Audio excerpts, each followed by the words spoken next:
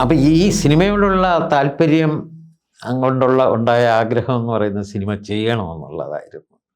Cinema ആ സമയത്ത് തന്നെ ചില തിരക്കഥയൊക്കെ എഴുതി നോക്കി. അപ്പോൾ സിനിമ സംവിധാനം ചെയ്യണമെന്നുള്ളതായിരുന്നു ആഗ്രഹം. സിനിമ നിരൂപണം എഴുതണമെന്ന് ആഗ്രഹിച്ചിട്ടേ ഇല്ല. അത് വായിക്കുകയുള്ളൂ. സിനിമാ നിരൂപണം വായിച്ചാൽ മതി. പക്ഷേ ചെയ്യേണ്ടത് സംവിധാനമാണ് എന്നൊരു ചിന്തയുണ്ടായിരുന്നു. അങ്ങനെ ഞാൻ ഈ ഡിഗ്രി അവസാന വർഷമായപ്പോൾ മനസ്സിൽ ഇത് തന്നെ ആലോചിച്ചു, എങ്ങനെയെങ്കിലും ഒരു അവസരം കിട്ടിയാൽ അതിലേക്ക് പോകണം എന്ന് വിചാരിച്ച് നടക്കുമ്പോൾ, പക്ഷെ വല്ലാത്ത ഇൻട്രോവർട്ടുമായിരുന്നു ഞാൻ. അത് കാരണം എനിക്കങ്ങനെ ഇടിച്ചു കയറി പോകാനൊന്നും കഴിയുമായിരുന്നില്ല ഈ സിനിമ നടക്കുന്ന സ്ഥലങ്ങളിൽ. ഇപ്പോൾ ഉദാഹരണത്തിന് ഒരിക്കൽ ഞാൻ ആ ഒരു വഴുതക്കാട് ഭാഗത്തൂടെ നടന്നു പോകുമ്പോൾ ഒരു സന്ധ്യ കഴിഞ്ഞ സമയം അകത്ത് ലൈറ്റും ബഹളമൊക്കെ കണ്ട് ഞാൻ അവിടെ തിരിഞ്ഞു നിന്ന് നോക്കിയപ്പം പറഞ്ഞു അവിടെ സിനിമ ഷൂട്ടിംഗ് നടക്കുകയാണെന്ന് പറഞ്ഞു. ഏതാണെന്ന് ചോദിച്ചപ്പോൾ സ്വയംവരം എന്ന സിനിമയാണ്. അപ്പം എനിക്ക് അകത്തോട്ട് ആ ഗേറ്റ് കടന്ന് അകത്തോട്ട് കയറി ഇതെങ്ങനെയൊക്കെ ആണെന്ന് കാണണമെന്ന് വലിയ ആഗ്രഹമുണ്ട്. പക്ഷേ അതിനുള്ള ഒരു ധൈര്യമൊന്നുമില്ല.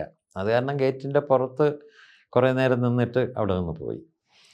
അപ്പോൾ അത് കഴിഞ്ഞ് ഈ ഞങ്ങൾ ആദ്യമായിട്ട് ഒരു ഈ ചിത്രലേഖ ഫിലിം സൊസൈറ്റിയിൽ ആദ്യം സിനിമ കാണാൻ പോകുമ്പോഴാണ് പാസ് ഉണ്ടെങ്കിലേ അകത്ത് കയറ്റുമെന്ന് പറഞ്ഞു. അപ്പോൾ പാസ് എടുക്കാൻ കയ്യിൽ പൈസ ഇല്ലായിരുന്നു. അപ്പോൾ അന്നത്തെ എൻ്റെ ഒരു സുഹൃത്തുണ്ട്, അവൻ പറഞ്ഞു എന്നാൽ ഒരു കാര്യം ചെയ്യാം, നമുക്കൊരു ഫിലിം സൊസൈറ്റി തുടങ്ങിയാലോ. കേൾക്കുമ്പോൾ രസമായിട്ട് തോന്നുന്നു, കാരണം ഒരു പാസ് എടുക്കാൻ കഴിയാത്ത ഒരാൾ സ്വന്തമായി ഫിലിം സൊസൈറ്റി തുടങ്ങുന്നു.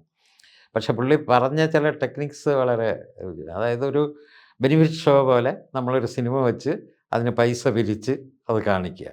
അപ്പോൾ ഉണ്ടാകുന്ന പണം കൊണ്ട് നമുക്ക് അടുത്ത പ്രവർത്തനങ്ങളിലേക്ക് കടക്കാം. അങ്ങനെ പറഞ്ഞ് ഞാൻ തന്നെ തിരക്കി അവസാനം മൃണാൾസൻ്റെ ഒരു പടം കൊണ്ടുവരാമെന്ന് വിചാരിച്ചു. കാരണം സത്യജിത്രയൊക്കെ തിരുവനന്തപുരത്തുള്ളവർ കണ്ടു, മൃണാൾസനെ അന്ന് ഇവിടെ ആരും അങ്ങനെ കണ്ടിട്ടില്ല. അപ്പോൾ ആകാശ് കുസും എന്ന് പറഞ്ഞൊരു പടമാണ് കിട്ടിയത്. അപ്പോൾ ആകാശ് കുസും എന്നുള്ള ആ പടം കാണിക്കുമ്പോൾ അതിൻ്റെ ടിക്കറ്റ് വിൽക്കാനായിട്ട് നടക്കുന്ന കൂട്ടത്തിൽ കെ പി കുമാരൻ്റെ വീട്ടിൽ പോയി. അപ്പോൾ അദ്ദേഹം സ്വയംവരം കഴിഞ്ഞ സമയമാണ്. അദ്ദേഹം വളരെ പ്രോത്സാഹനജനകമായിരുന്നു അദ്ദേഹത്തിൻ്റെ റിയാക്ഷൻ. ടിക്കറ്റുകൾ അദ്ദേഹം ഒന്നിലേറെ വാങ്ങി, ആരൊക്കെ വാങ്ങാനിടയുള്ളവരുടെ വിലാസമൊക്കെ തന്നു, ഇന്നടത്ത് പോയി കണ്ടാൽ മതി എന്ന് പറഞ്ഞു. എന്നിട്ട് സിനിമയെക്കുറിച്ച് വളരെ നേരം സംസാരിച്ചു. അപ്പോൾ ഈ സിനിമയോടുള്ള താല്പര്യം കൊണ്ട് അടുത്ത ആഴ്ച എപ്പോഴും ഞാൻ പതുക്കെ അങ്ങോട്ട് ചെന്നു. അദ്ദേഹത്തിന് വളരെ സന്തോഷമായി എന്നോട് ഇങ്ങനെ സംസാരിച്ചു കൊണ്ടേയിരുന്നു. ഇങ്ങനെ ആ ഫിലിം സൊസൈറ്റി തുടങ്ങുകയും അത് അസ്തമിക്കുകയും ചെയ്തു. അന്ന് എനിക്കിതിനൊക്കെ ഇനിഷ്യേറ്റീവ് എടുത്ത ആ സുഹൃത്തും തിരുവനന്തപുരം വിട്ടുപോയി. പിന്നെ ഞാൻ ചിത്രലേഖയിൽ മെമ്പർഷിപ്പ് എടുത്തു.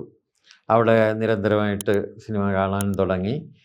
ഈ സമയത്തും കുമാരേട്ടൻ്റെ വീട്ടിൽ ഞാനിങ്ങനെ പോകുമായിരുന്നു. അപ്പോഴാണ് അദ്ദേഹം ഒരിക്കൽ പറഞ്ഞത് സ്വന്തമായിട്ട് സിനിമ സംവിധാനം ചെയ്യുകയാണ്, വിജയകൃഷ്ണനോട് അതിൽ വർക്ക് ചെയ്യാമെന്ന് ചോദിച്ചു. എനിക്കിങ്ങനെ ഒരു ചോദ്യം കിട്ടേണ്ട താമസം, കാരണം അതാണല്ലോ നമ്മൾ ആഗ്രഹിച്ചുകൊണ്ടിരിക്കുന്നത്. അങ്ങനെ അതിൽ ചേർന്നു. അതിൻ്റെ തുടക്കം തൊട്ട് ഞാനുണ്ടായിരുന്നു. കാരണം എൻ്റെ സ്ക്രിപ്റ്റ് എഴുതാനായിട്ട് അദ്ദേഹം അരുവിക്കര ഗസ്റ്റ് ഹൗസിലേക്കാണ് പോകുന്നത്. അരുവിക്കര ഗസ്റ്റ് ഹൗസിലിരുന്ന് സ്ക്രിപ്റ്റ് എഴുതുമ്പോൾ ഞാൻ കൂടെ ഇരുന്ന് അദ്ദേഹം പറയുന്നത് പകർത്തി എഴുതുന്നത് ഞാനാണ്. അദ്ദേഹം പറഞ്ഞുകൊണ്ടിരിക്കും, ഞാൻ എഴുതിക്കൊണ്ടിരിക്കും. അങ്ങനെ ആണ് തുടങ്ങുന്നത്. അപ്പം പക്ഷേ അതിഥി കഴിഞ്ഞപ്പോൾ ചില സാഹചര്യങ്ങൾ കൊണ്ട് ഞങ്ങൾക്ക് തുടർന്ന് പോകാൻ പറ്റിയില്ല. അത് എന്താണെന്ന് വെച്ചാൽ ഈ സ്വയംവരത്തിൽ വർക്ക് ചെയ്ത ആളുകളാണ്. കെ പി കുമാരൻ അതിൻ്റെ കോ റൈറ്ററും അസോസിയേറ്റ് ഡയറക്ടറുമായിരുന്നു.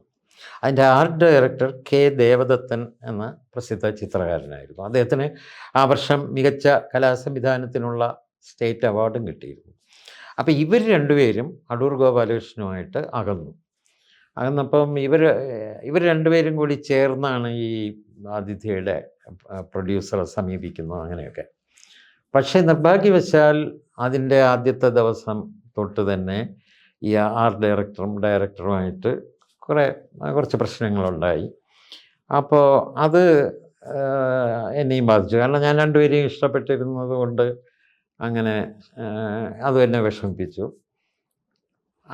പിന്നെ ചില സംഭവങ്ങളിൽ തുടർന്ന് ഇത് പൂർത്തിയായ ശേഷം ഞങ്ങൾ തമ്മിൽ പിന്നെ കുറച്ച് കാലം ബന്ധപ്പെട്ടില്ല.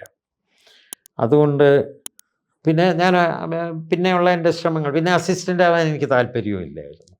കാരണം ഈ പടത്തിൽ വലിയ അസിസ്റ്റൻസ് ഒന്നും ഇല്ലായിരുന്നു. ആദ്യത്തെ ദിവസം ഷൂട്ടിംഗ് തുടങ്ങുന്ന ദിവസം 10-30 പേര് അവിടെ വന്നു. എല്ലാവരും വന്നത് അസിസ്റ്റൻ്റ് ആവാനെന്നും പറഞ്ഞാണ്. ഈ വന്നവരൊക്കെ ആദ്യത്തെ ദിവസം കുമാരേട്ടൻ അന്ന് ഇത്തിരി ദേഷ്യവും ഒക്കെ ഉണ്ടായിരുന്നു. ഇതൊക്കെ കണ്ടിട്ട് അവരെല്ലാം കൊഴിഞ്ഞു പോയി. അവസാനം ഞാനും ഹരികുമാറും മാത്രമാണ് അവശേഷിച്ചത്. ഹരികുമാറും അവസാനം ഈ സ്ക്രിപ്റ്റൊക്കെ ആയി കഴിഞ്ഞിട്ടാണ് ഹരികുമാറിനെ ഞാൻ പരിചയപ്പെടുന്നത്. അദ്ദേഹം അന്ന് ഇവിടെ കോർപ്പറേഷനിൽ ഉദ്യോഗസ്ഥനായിരുന്നു. ഏതായാലും അതിൽ വർക്ക് ചെയ്ത അതിലാണ് അദ്ദേഹം ആദ്യമായിട്ടൊരു അസിസ്റ്റൻറ്റ് ഡയറക്ടറാകുന്നത്. പിന്നീട് അദ്ദേഹം സ്വതന്ത്ര സംവിധായകനാവുകയും ധാരാളം ശ്രദ്ധേയമായ ചിത്രങ്ങൾ എടുക്കുകയൊക്കെ ചെയ്തു. ഞങ്ങൾ രണ്ടുപേരുമായിരുന്നു അതിൻ്റെ അസിസ്റ്റൻറ്റ് ഡയറക്ടേഴ്സ്.